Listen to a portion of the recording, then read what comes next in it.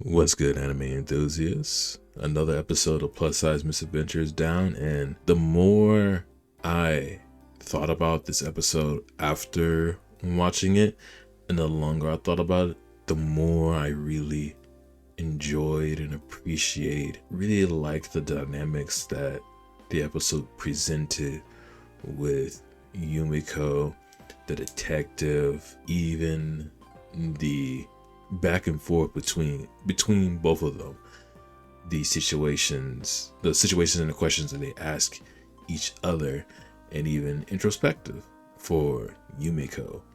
As the episode title deems, the old me, we now really get a few more glimpses into Yumeko's old self and what she looked like, and now the new positive Yumeko actually tackling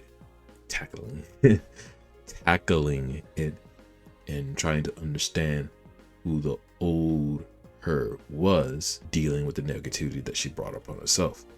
Also the plot about who attempted to push who was actually like the actual culprit in Yumiko's little "I'm trying to go to another world" situation gets even deeper. So it begins at the end of episode 2, where we actually see the old guy. It's actually a detective. The detective is named Minami, and Yumiko's getting a little bit confused, but she did agree to some questioning for the whole entire case. Not only Minami is there, but also trailing behind him is Detective Tanigawa, who is Minami's subordinate.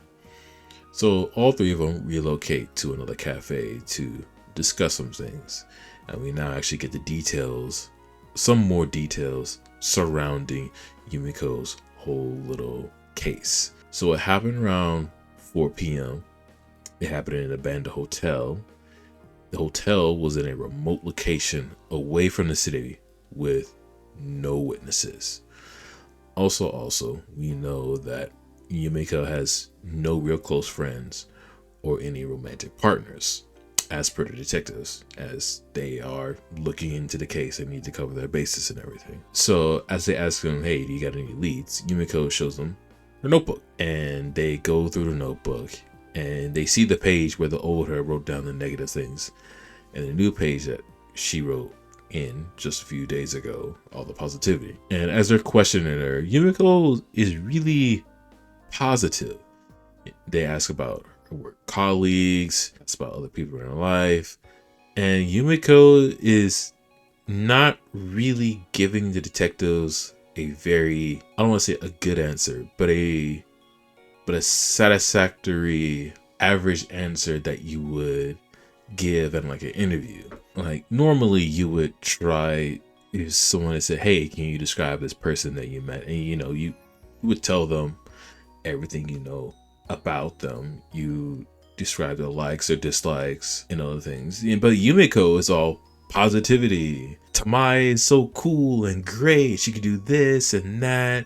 Nothing's wrong with her. This guy over here, he's cool. There's nothing wrong with him. And it doesn't really paint the whole picture of who Yumeko is trying to talk about. And Minami tries to ground Yumeko and try to get a more not overarching, but like more a cohesive answer, like not just positivity, like give me something else about the people I'm talking about. While Minami is like pressing more and more, Yumeko gets mad and just storms out for the interview. After that, Minami and Tomigawa track Yumeko down out in the streets, and this is where Minami, in some viewpoints, goes way too far as he talks her down and tries to set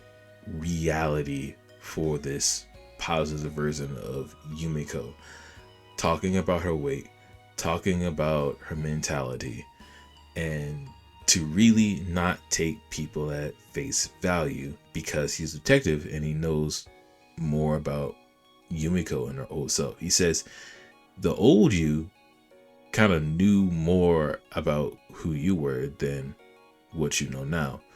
Now, and Yumeko just blitzes off, getting really mad. Now, I wanna put this in like a very good perspective. Minami is actually in the right here. Maybe he shouldn't have taken it this far, but he actually has the better mindset than Yumiko in this current amount of time.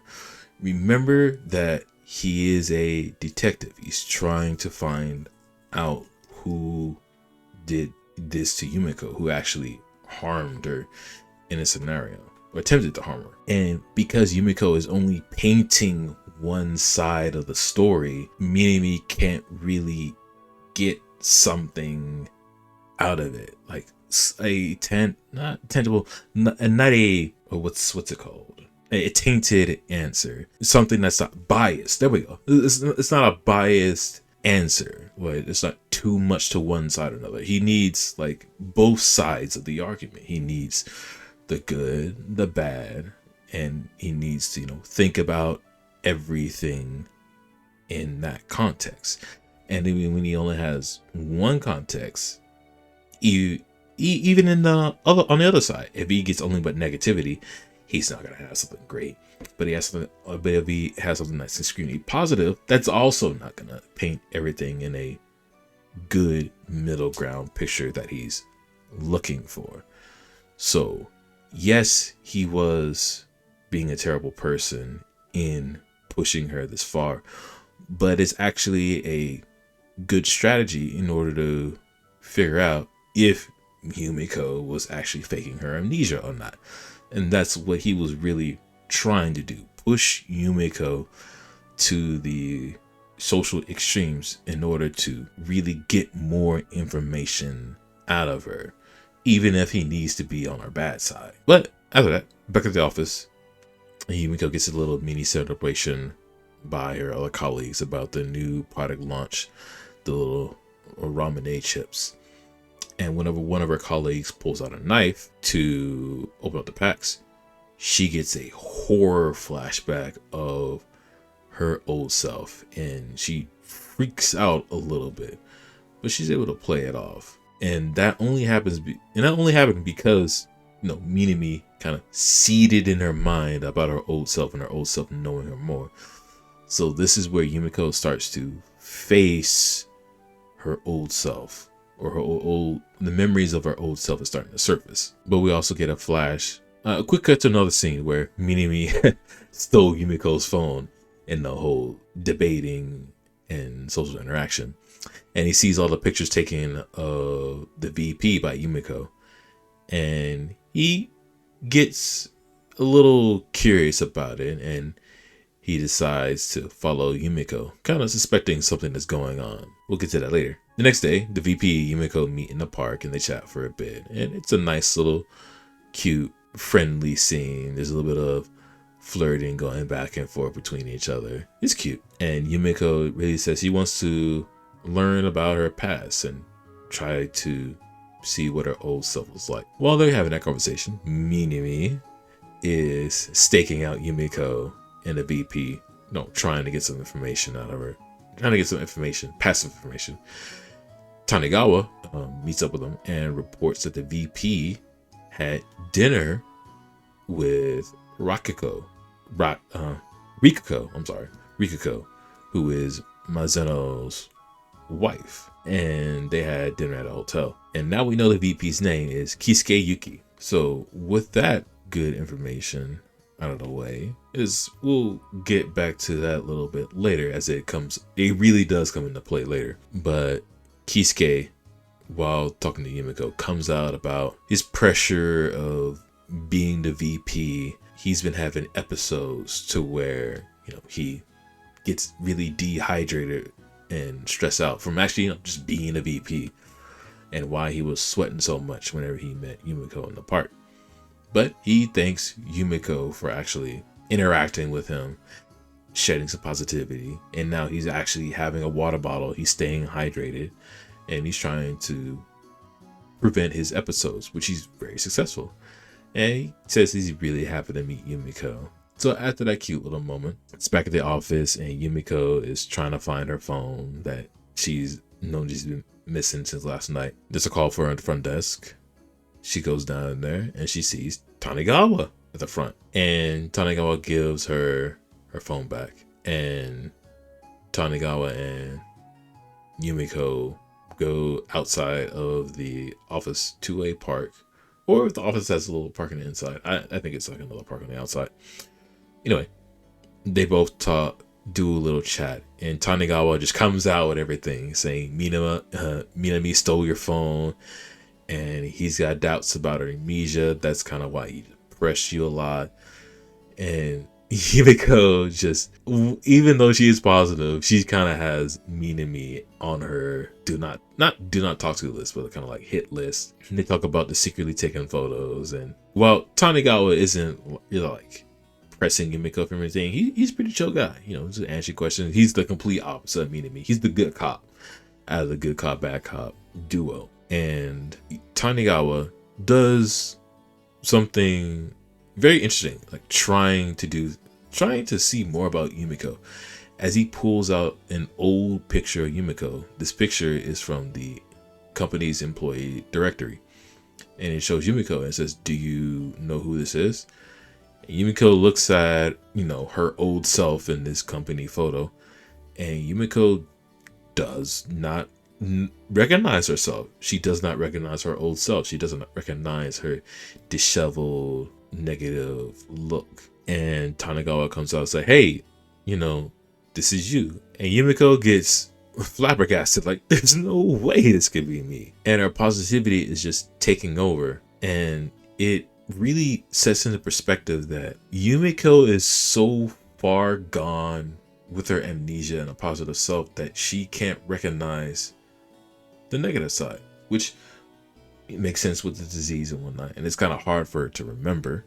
But she looks at the picture and she's kind of wondering, like, who is this person? Like, what was I really like? And after that, Tanigawa is like, all right, I need to leave. And as he gets up to leave, his vanilla envelope of photos of the VP and Rikako drops.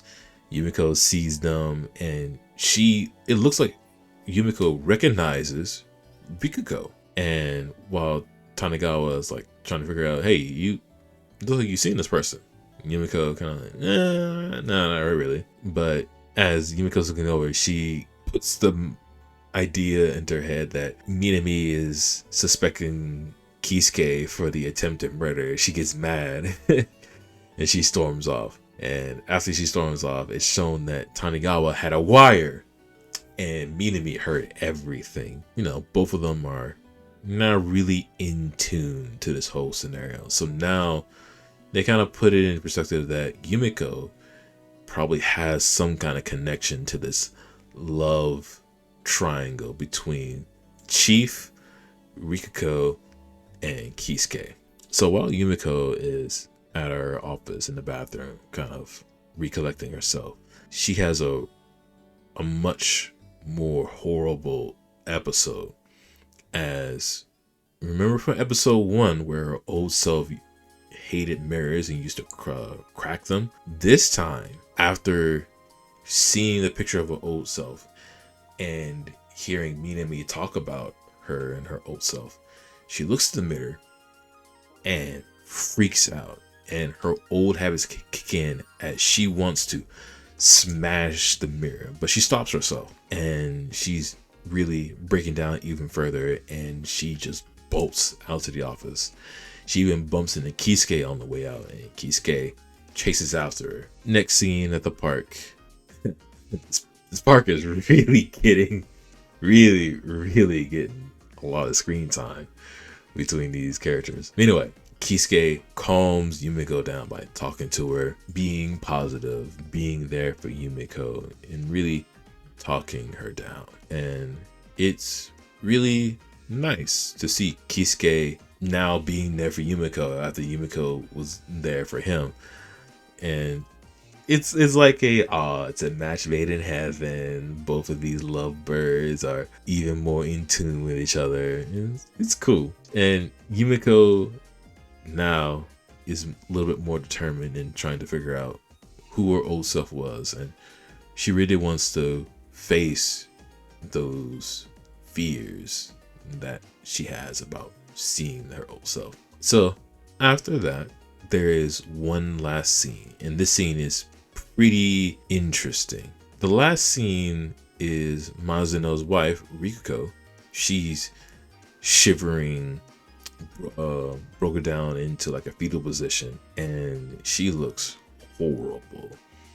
And she's like calling out for Kisuke, and she gets out her phone and she attempts to make a call out for, I'm assuming, Kisuke. And then the episode ends. So, with that being said, whatever this plot is delivering is really making me interested. Because I want to figure out, why is Rikuko looking horrible? Was it because of the chief? Did the chief do something to her? Did Kisuke do something to her? Like, something's going on. And why does Yumeko recognize Rikuko? Something's happening. So now all the four of them are kind of related into this attempted murder on Yumeko. But like I said, the real main takeaway of it is, while Yumeko is a really bubbly and energetic character now that she no longer knows her old self, it is also a detriment to be this positive that you would paint a, even not a weird picture, but it's not even a false image. Like, we know that Yumeko is like extremely positive and everything, but it also kind of blinds her from the other things that she's not seeing or wants to perceive or can't perceive. For instance, like, as she talked a lot about Tamai and how great of a person she is and what she's done for the company, she never mentioned anything about Tamai like stealing her notebooks or anything, or how Tamai was really happy about the old Yumeko, that she felt good about having somebody else who was really terrible. And it really shows Yumeko's weakness. Like, she now has an actual weakness. Well, kind of like two weaknesses. Like, her old self had a weakness of being not really confident and hating herself. Now the new Yumeko, the positive one, actually has a weakness in being way too positive and seeing too much of the good light, and not actually recognizing inconsistencies or negative things, even if they are minor in a sense. It should tell you that Minami is actually a more well-rounded and mentally sound character, seeing both ways.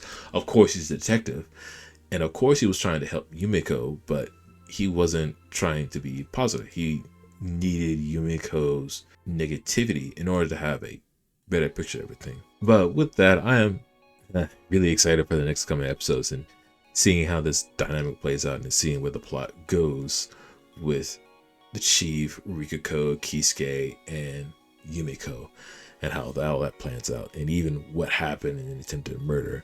Right now, my bet is Rikuko did something. All the other characters know something, but they aren't saying anything. That's my bet. But we'll see if it comes true or not. With that being said, that'll be the end of episode 3. I hope you all have a good day, night, evening, morning, wherever you are in the world. And I hope your day is just a little bit better than it already is. With that, we'll catch y'all in the next episode. Peace.